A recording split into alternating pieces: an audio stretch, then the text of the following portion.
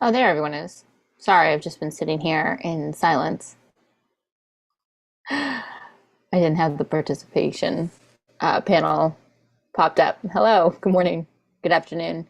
I'm going to get started in a couple more minutes. I think 2 o'clock. This is when we were scheduled to start. Pardon the webcam. Um, I had to use a backup today. I do have my oh awesome. Hi Debbie or Deborah. Um, Thank you all for joining. We'll get started in a few minutes. I'd love to hear your name, and where you're from. Deborah just put up in the chat. She's from Nebraska. Thanks for joining. If you have any questions, go ahead and put them in the chat as they come up to you. Just pop them in there.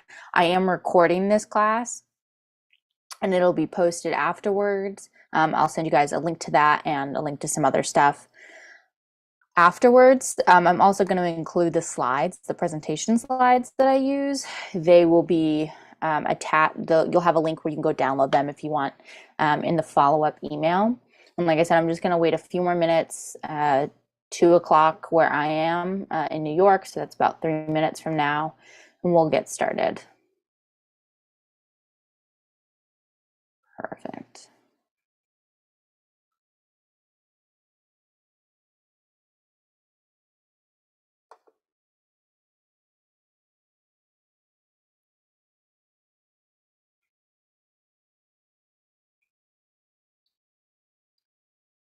Awesome. Houston. Hello, Houston.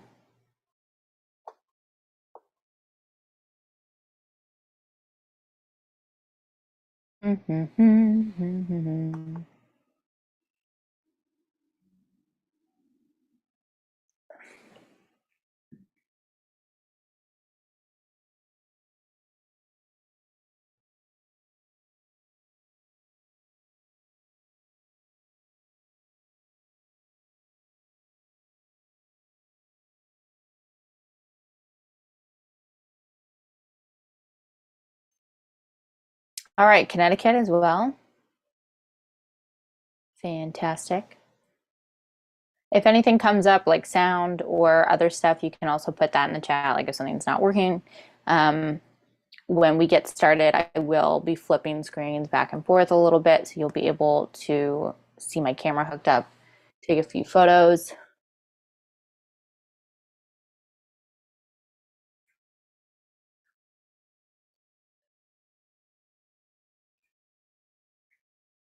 All right, Algeria, thanks for joining.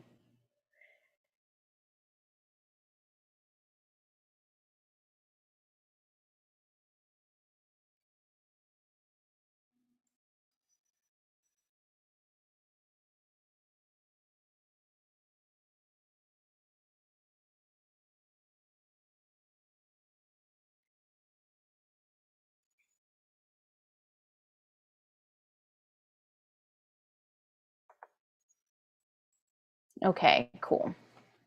We got like about another minute um, for people to join. So we'll see who pops on. I will get started then. Like I said, if you guys have any questions that come up, I will most likely at the very end, after I'm done talking, I'll answer those questions, but go ahead and just put them in the chat as you think of them.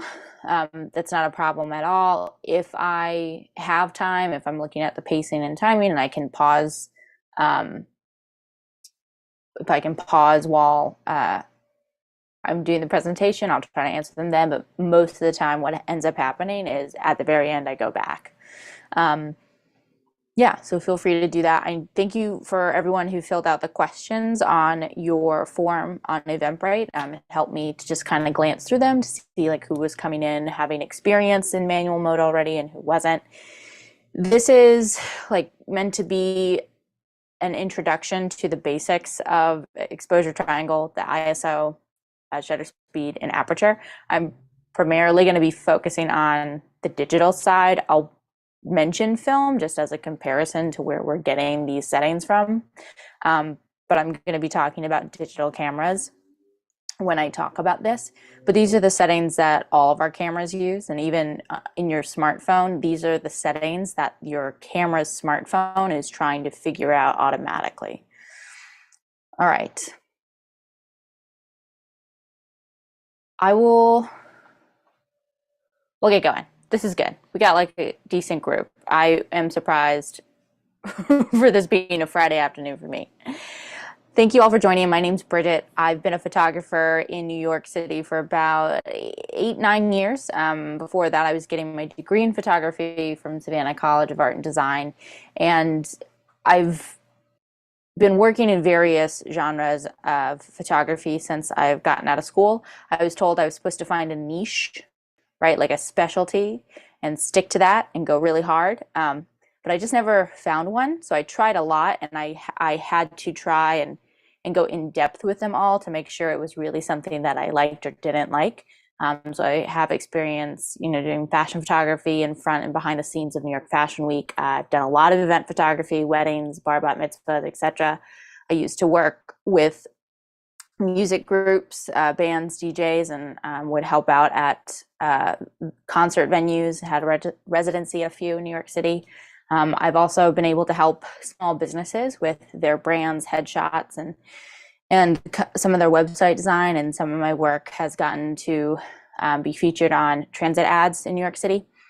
So I've tried a lot, and now I'm focusing more on fine art photography and teaching. And the reason why I'm focusing more on that is because I realize that I enjoy problem solving with photography. I enjoy kind of coming up with a story behind an image, and I enjoy figuring out what my settings are supposed to be and how best to use my camera to tell a story and communicate.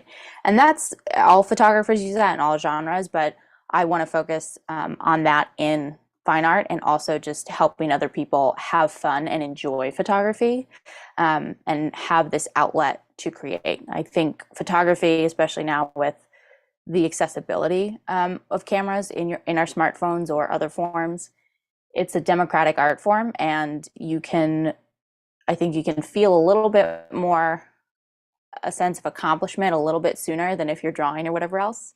So that's why I've started to do these freebie education courses, and I'm eventually I'm going to sell a course as well, which I'll talk about at the end. That is the kind of the secret upsell, but we're going to get into the good stuff first. Okay, so this is meant to be an introduction to the basics. Something like this might be a week or two of a semester-long course. So if you feel like I didn't cover something, please feel free to reach out. You'll have my contact info, or ask your question in the chat, and we'll go from there. I'll try to get it covered. So the exposure triangle is talking about the three main settings in your camera on manual mode: the ISO, aperture, and shutter speed. Pardon. They all control how light or dark the image can be. They control how much light is needed. Excuse me. They control how much light is needed or how much light can come into your camera. But they all have their secondary functions as well.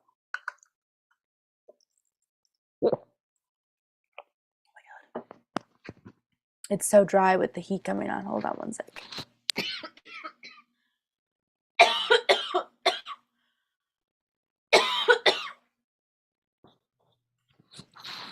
Okay, sorry about that. So they also all have a secondary control. Your ISO is how sensitive your camera is starting off to light. So if it's very sensitive to light, you don't need as much on the outside, right? If it's more sensitive, or I'm sorry, if it's, you know what, I'm going to pause. It can, your ISO also is how sensitive you're starting off to light. Your aperture also controls your depth of field, how much of your picture plane is in focus from your foreground to your background. And shutter speed also controls, in addition to how light or dark your subject is, it also controls how motion is captured in your image. Does something look frozen, or does it look blurry, right? Like, can you tell that it was moving, or is it completely still? Starting with ISO, some people might say ESO, some people might say ISO. I say ISO. It's how sensitive or reactive your camera is It is the agreed upon international abbreviation for International Organization of Standards, right? Back in the days of film, when we had to know that a Fujifilm roll of film was the same sensitivity as a Kodak roll of film or Ilford, there needed to be some organization keeping those standards together, right? So we have International Organization of Standards. They chose the same abbreviation across multiple countries, so that way it was standard, right? Because that's kind of their thing. You select your ISO, usually based on the environment that you're going to shoot in regards to how much light is available. If you are choosing a lower ISO, so 100, 200, you don't, hold on.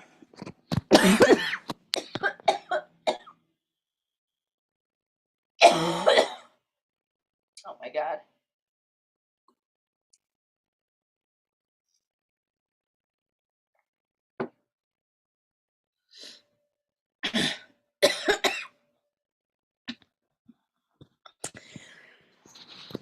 All right, let's see. Let's see how long I can go. Of course, it only started when the class started. Okay. So if you're choosing a 100 or 200 ISO, your camera is not going to be that sensitive to light. So you should be shooting in really bright environments, right? Because you need more light to kind of make it interact with you. You're telling the camera sensor that there's a lot of light outside.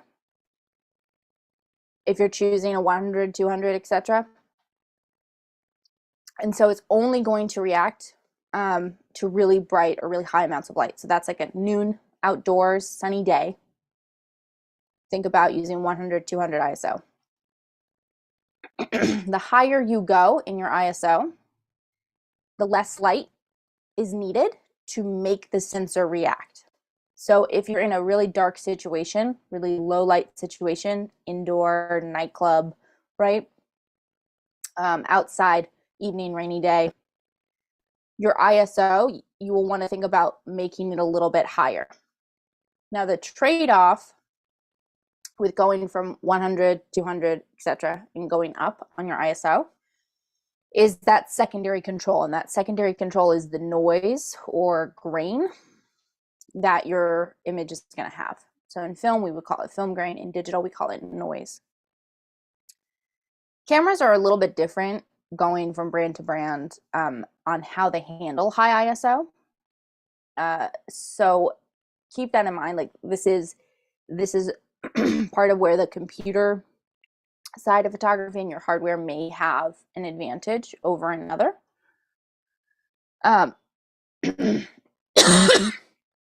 Excuse me.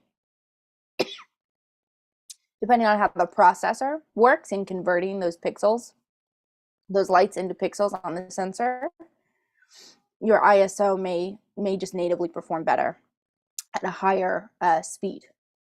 But if you start with a good exposure in camera, even on a higher ISO, the noise probably won't matter that much. It's not going to be noticeable. I think we've all seen like really bad, noisy, messy, fuzzy JPEG images, and those would be images where the ISO had to get pushed too high, and there just was not enough light available to make a good photo. But if you start with a good exposure, you have enough light, and you've set your other settings to bring enough light into the camera, you really shouldn't notice that much of a problem with using a higher ISO. So I'm going to quickly switch screens. So this is kind of the still life I've set up today. And I just use this because I can clearly talk about and explain the difference. Pardon. Hold on. Oh.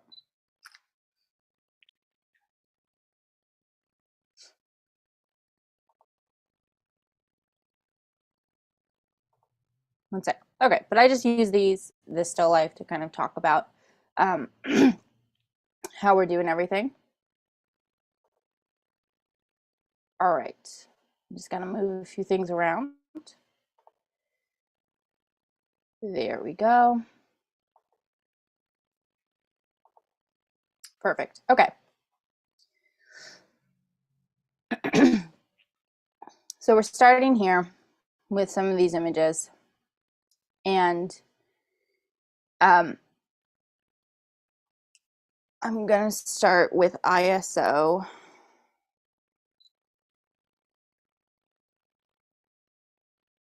800.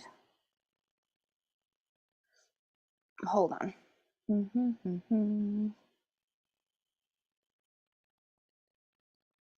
Oh, that's why.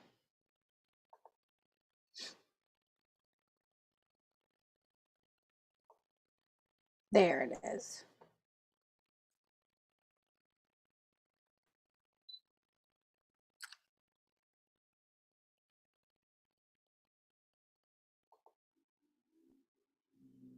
Okay. Yeah, right. Pardon me. Okay. So this is the photo at the settings that we see at the bottom. So we have shutter speed 1/25th, aperture 6.4, and ISO is at 800. So it's a little dark. And I would say it's just a touch dark because the little gnome guy there, his beard should be white. So if I change my ISO 1600, that's going up a full stop. And my color balance is changing a little bit. We see it gets a little bit lighter. Okay? Okay. Now I have a graph over here going 100, 200, etc. And each of those numbers is a full stop. So going from 100 to 200, we're doubling the sensitivity. Going from 1600 down to 800, we're cutting it in half. Does that make sense? And we're going to talk about full stops with our other settings as well. So shutter speed, excuse me. Shutter speed is the length of time that your camera takes the picture for.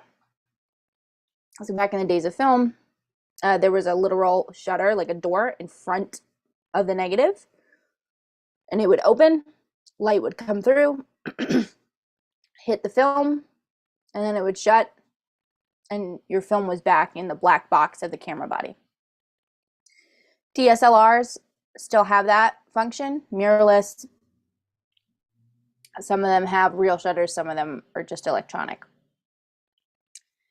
But essentially, it's how long you're taking a picture for.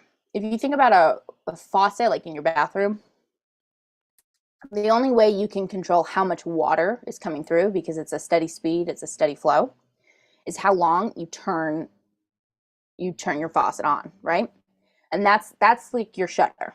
Your shutter, however long it's on, that's how much light is coming through. It's a set amount of time because light has one speed, right? Speed of light. And however long we allow the picture to get exposed for, that is controlling how much or how little light comes through.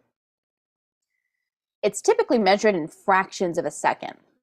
So it might be 1/1000th of a second. If you see your camera say 1000, it's going to actually be a fraction. It is 1/1000th of a second.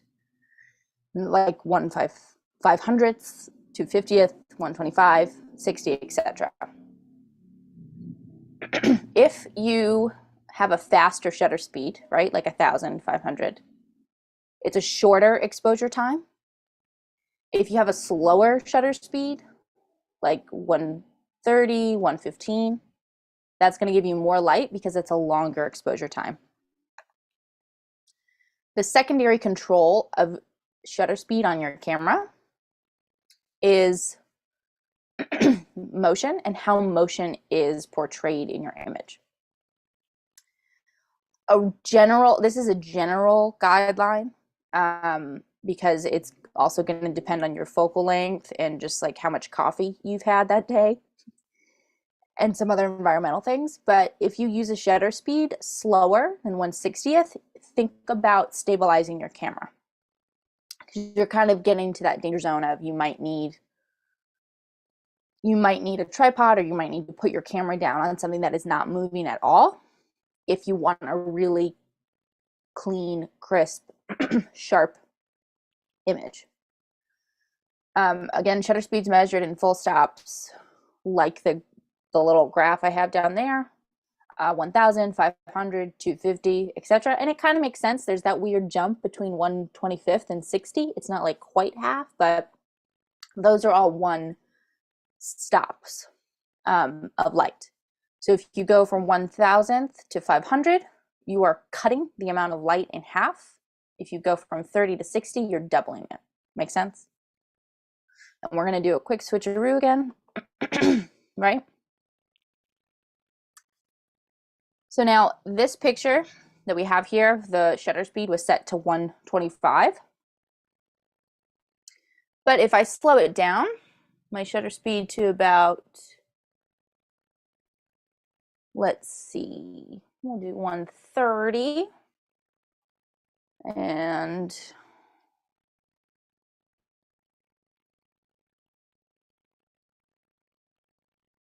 I'll come down here. So now those are the three settings: 130, f8, ISO 100, and the fan's on now. That's going to give me an image. Come here. Like this, right? Where you see those little tassels, those are just some gift wrapping string that I tied on. Because the fan is blowing and those strings are moving, but my shutter speed is kind of slow, the movement is captured as motion blur. Okay? My shutter needs to be as fast as the moving object if I want to freeze it, right? It has to, that's the very basic, the easiest way to explain is that your shutter speed kind of has to be as fast as the subject that's moving. So these are moving pretty fast. So I need to, if I want them to be frozen, my shutter speed needs to become faster. Typically around 1/200th of a second, that's where you're going to start to see motion being frozen. But something that's moving really fast, like a jet airplane, a car, and that's really close to you, you're going to need to push your shutter speed up a little bit higher if you want to freeze motion. So as an example, I'm going to change a few things. We're going to go We're going to go to 250. Let's see if that freezes it.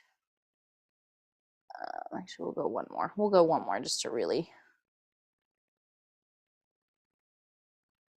Yeah, okay.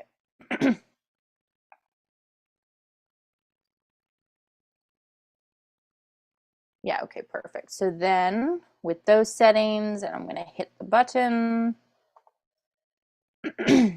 Yep, okay. So this is getting better, right? Like the fan blades, we can kind of see are a little blurry, like they're still moving pretty fast, but the string, those are frozen. Like they're still getting blown, but they don't have that blur that we had when I took this photo at 1/30th of a second by making my shutter speed faster. Make sense?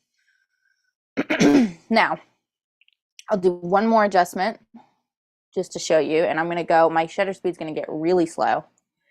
I'm going to pull it down to 1/8 of a second. So I'm going to go all the way from 500 to 8. So that is an extreme difference.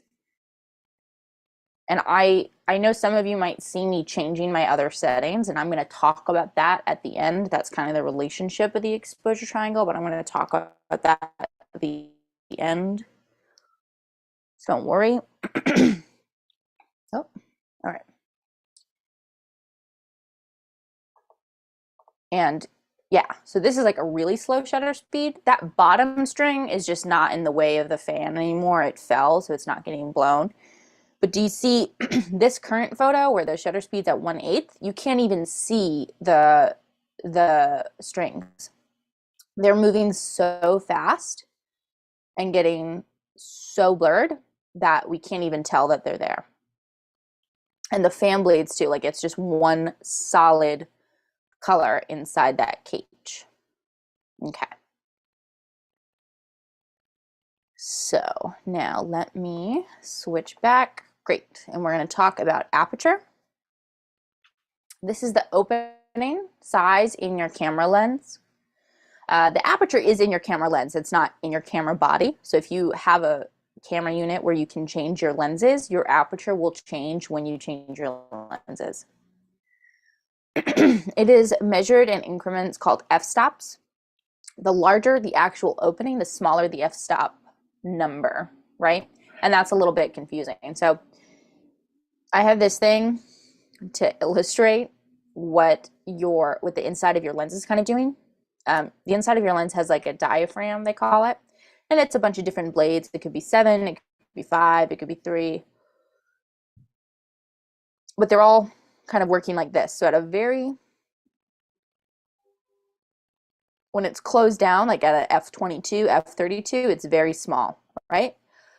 But as we go from an f22 to, let's say, an f11, right? It's getting slightly bigger, and then opened almost all the way is what it's getting at, like closest to 1, right? Does that make sense? So this might be like the equivalent of an f1.4, and then we close it down, and it's getting closer to a 2.8, and we close it down more, and this is like a 5.6. Close it all the way down. Yeah, that's like the f32. Makes sense? Well, that's what's kind of happening inside your lens when you change your f-stop. And of course, if you think about that, if you have a window in your house and you open the curtains all the way, it's a lot more light. If you just open it a sliver, it's a little bit of light, right? Because it doesn't have as much, it's not as big of an entrance for it to get through. And so that's what's happening with your aperture. I always found I got confused a lot by this until I started thinking about it as how much light am I trying to block. So if I want to block a lot of light, I want to go towards the f22. If I want to block less light, I need to go towards an f2 and f1, right? That helped me when I thought about the relationship that way. If it helps you, great. If you just know instinctively how the aperture scale works, awesome. The secondary control of apertures is giving you a depth of field. It's characterized as shallow, meaning only a little bit is in focus, or deep, so meaning everything is in focus. And when I'm talking about a lot in focus, I'm talking about foreground, what is closest to you in your camera, towards your background. So depending on where you set your focus point in your camera, you can set it on an object, but what your camera is really doing is it's picking a distance from the camera and then setting everything parallel from the camera at that distance in focus. Okay? So if you pick an object that's about 5 feet from your camera and you have aperture 2, only like a little bit, there's only going to be like a little bit of a range at 5 feet of what's in focus. But if you had your aperture at f22 and set your focus point at 5 feet, well, then your range of what's in focus is going to get a lot bigger, right? It's a lot deeper because it's spreading. Just like that. And don't worry, we're going to, once again, move over to demonstrate. Okay, so now hold on, let me just check a few things.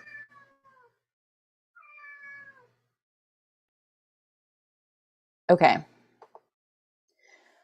So the aperture that we left off at on the last example, it's f11. And that's a pretty decent aperture to get a lot in focus. Usually f8 is in the middle of a lens's range of aperture. So if you want a lot in focus, you want to start at around f8, and then you might need to go and make adjustments and maybe go up to 11, 16, 22, etc. if you really want everything really clean and sharp.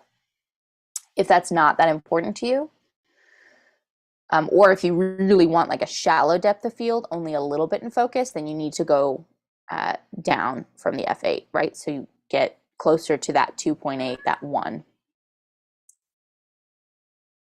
If I change my settings,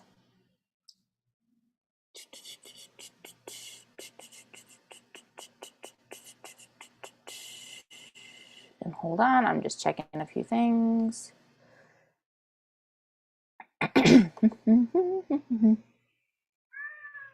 Yeah, I know.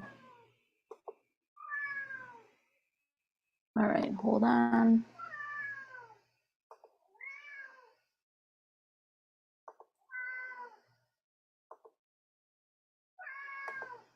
Yeah, okay. This is what we gotta do.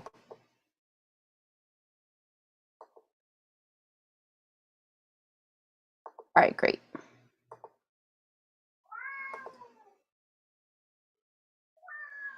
All right, thanks for bearing with me. I just wanted to double check how I'd set this up. Okay, so going from this F11 that we have here,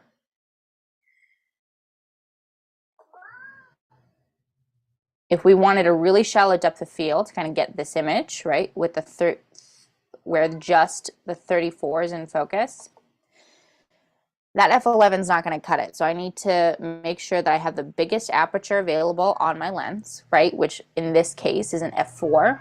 That's my lens right now, goes from an f4 to an f22. So I need the aperture to be at an f4, and then in order to keep those exposures right,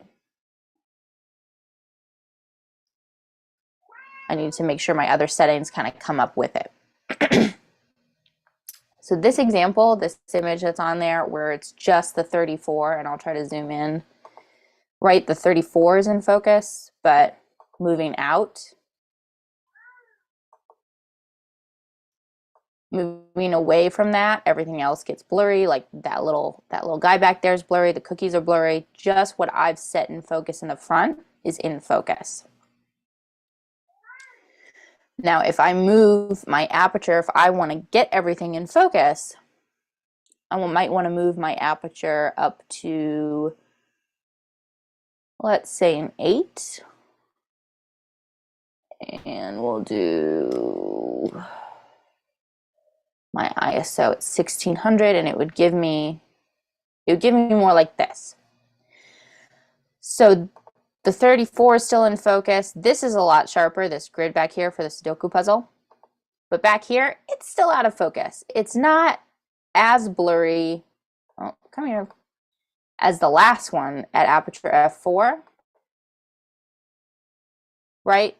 But it's still out of focus. So then if I wanted something really sharp, I could keep going with my aperture. Let's see what it looks like with like a 22. And we'll do boop.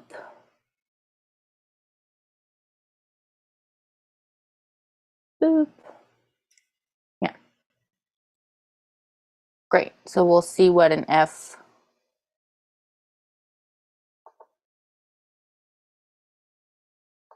F22 looks like. Okay. Cool. Now this is a little bit dark because I didn't quite adjust my other settings correctly, but this is an F22, and we can really see like everything from the foreground where I set my focus to the back. It's pretty much in focus, and where it counts, like when it's zoomed into this, 100%, that's what matters. So this is an F22 as an example. Ooh, this would be like about an F8. And then on the other side of that would be the F4, where only that sliver in the front is in focus and everything else is starting to get really blurred. Okay. So Like I said, you might have noticed that I was changing other settings instead and not just the ones I was talking about. So when I went to go change the shutter speed to show motion, I was also changing the ISO and aperture. When I was changing the aperture, I had to also balance the light with ISO or shutter speed.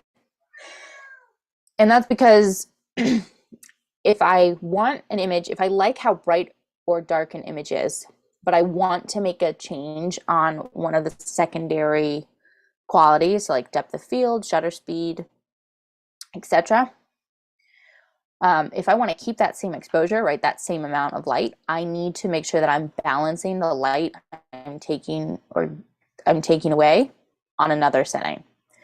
So for example, if I start out with an exposure of ISO 400, shutter speed 125, aperture 5.6, but I want a shallower depth of field, right? Meaning I need to try to get my aperture closer to like that 2.8. I need to balance the amount of light that I'm adding on my aperture by taking it away somewhere else. So I can take away 2 stops of light on my shutter speed if I want to add 2 stops of light on my aperture. Does that make sense? And this is something where ISO kind of makes sense. If you're going from 100, 200, 400, like the numbers make sense. Shutter speed even makes sense. There's a couple of weird skips, but most of it, we get. Aperture is the really weird one. Because if you are going from f11 to f16, you're cutting the amount of light in half. And if you right, and like if you go from f8 to 5.6, you're doubling the amount of light, and those numbers don't quite work. The f is actually like the start of a function equation, and it is also closer to a fraction if you think about it, so that an f1, right, would mean that the opening is equal to the actual size of the lens, right? The actual sized hardware of the lens, right? So if it was 100% open and it would look like a cylinder, that would be f1.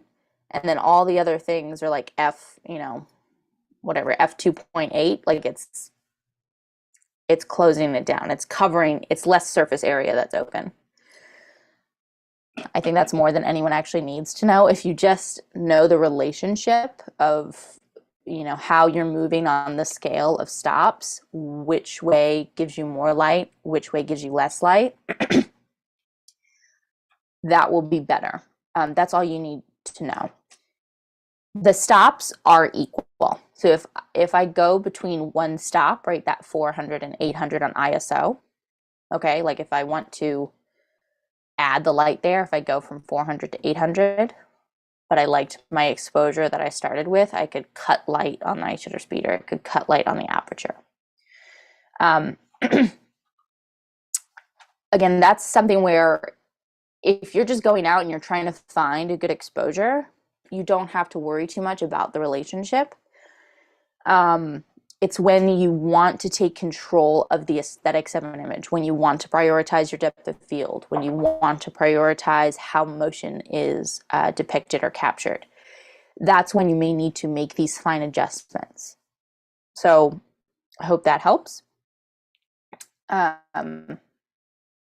If you want some practice in learning how these settings affect the aesthetics of your image, a couple of games or challenges that you can do. One is called Ducks in a Row. This is for changing your aperture. Line up a bunch of similar objects in a row or go find them, like a fence, etc. Bunch of trees, flowers. I use colored pencils. Line them up in a row. Focus on the closest, the middle, and the farthest object for a photo on your largest aperture, and you'll see where your focal plane moves, right? So you'll see how it's just a little bit in the front, just a little bit in the middle, just a bit in the back. And then kind of keep moving up. You don't have to do every single aperture, but you can, pick every 2, every 3. And you'll start to see how that depth of field is changing, and also how where you pick your focal point is changing your focal plane, right? For practicing your shutter speed, panning and long exposure are really fun. So you need you're going to make a blurred object. And that's easy. Essentially, you're just going to slow down. You're going to make your shutter speed really slow, so maybe 1/8, 1/4. And you're going to keep your camera steady, so put it on a tripod, put it on a table. If you use your car, make sure your car is off. Like if you put on the hood of your car, make sure your car is off, because if it's on, the rattling from the engine is going to make it blurry. But just put it on a surface that's not moving. We as people are going to move. I don't care how steady your hands are. At a certain point, you're not perfectly still. You're breathing, you're jittering a little bit, the wind's blowing you. I don't care. Just put it on something that's going to stabilize it if you don't have a tripod. Really slow shutter speed, and let things walk in front of it, drive in front of it, etc. And you'll see how the motion is captured. And then go ahead and change your shutter speed and see how the different shutter speeds affect different objects, whether someone's walking, driving, or whatever. And then we're going to also think about the opposite, and that's the example of the picture I have up here. So you're going to try to take your camera and you're going to try to move with the moving object. So your background will end up being blurred, but because you're keeping up with the moving subject, like that couple on the motorcycle, they will be in focus. For that, you do want to think about your shutter speed should be a little bit slower, but if it's going to be handheld, keep it around 1/60th. And I'm giving you suggestions, but you feel free to break them, or try something on your own, a different version, etc.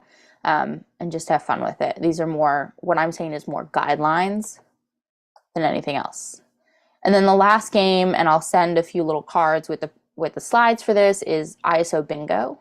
And this is where you set your camera. You just pick a square and then kind of set your settings that way. So if I picked the upper left-hand corner, I'd have a shutter speed of 1/4, an aperture of 2.8, but an ISO of 100. So I would set my camera to that ahead of time, and then I would just go out and take pictures. And I could be in a situation where maybe it's really dark, and that ISO 100 is not going to let me take well-exposed pictures. But I think this is a bit of a reverse engineering exercise, and you're going to find situations where these random settings are really good, and you're going to find ones where they're really bad. And I think that helps you kind of learn and think about the settings you can pick before you get to a situation. Does that make sense? Like if you know that you're going to go take pictures of your son's soccer game, or your daughter's soccer game, you'll start to realize that you can pick your settings before you get to the game. So you'll know, okay, bright sunny field, probably ISO 200. They're going to be running around. I need a higher shutter speed. I need a faster shutter speed. I'm going to be further away, so I might want a zoom lens. And also for my aperture, I think because I'm cutting out light on my other two settings, I might need a bigger aperture. I might need like that f4 or that f2.8. And I think this exercise does help you think of that. All right. Cool. So thank you. That's it. We're about 40 minutes in. I hope this was helpful for you. I'm sorry that I had the coughing fits in the beginning, but I appreciate you being here. I appreciate you sticking it out. If you guys are interested, I have a Facebook group, and that's for fun. It's totally free. We do like Photo Fridays once a week. Every so often I try to run a contest where I'll share some tutorials for DIY effects and other things that you can just try. If you're interested in going a bit more in depth, I am starting to launch some online courses. if you go to learnbhaggerty.com, there's the photo basics course that's up right now. And I am going to be sending you guys a code for 50% off. If you guys want to sign up for that. And it talks about what we did today, but it touches on editing a little bit. We talk about like one light techniques. I talk about like the creative process. It has some resources for generic kits, like landscape kits, etc., and other stuff. It's also meant as a basics. It's about $30 in US dollars, but like I said, you're gonna get a code for 50% off. And it's a few videos, maybe five hours, and you can go through it on your own. But the Facebook group, Imperfect Photography, it's free, and it's always going to be free. So yeah, all right. I'm going to check the chat for questions. I didn't see any come in, but if you guys have them, now's the time. I'll be on for a few more minutes. Yeah. Thank you for joining.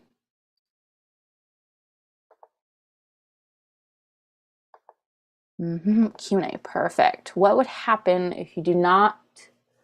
Okay, we have one question in the Q&A. What would happen if you do not know a lot how to deal the triangle? Okay, hold on. What happened if you do not a lot how to deal the triangle photography since come up right? Okay, so I think this question might be about I think that question might be about how to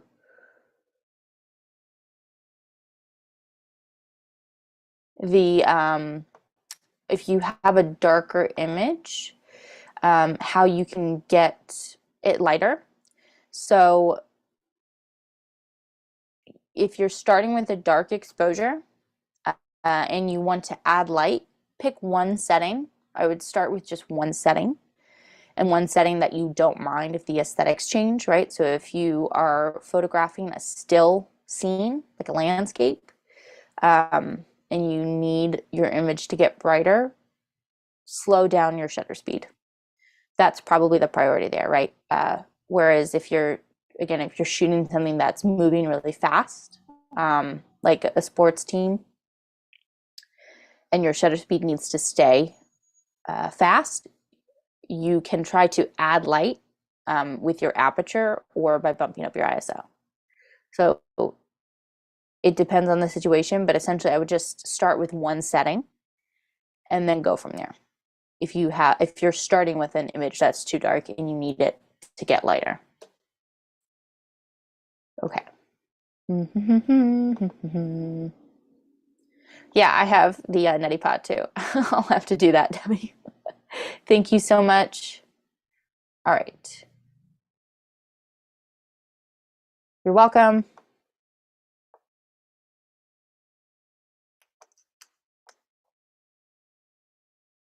Okay.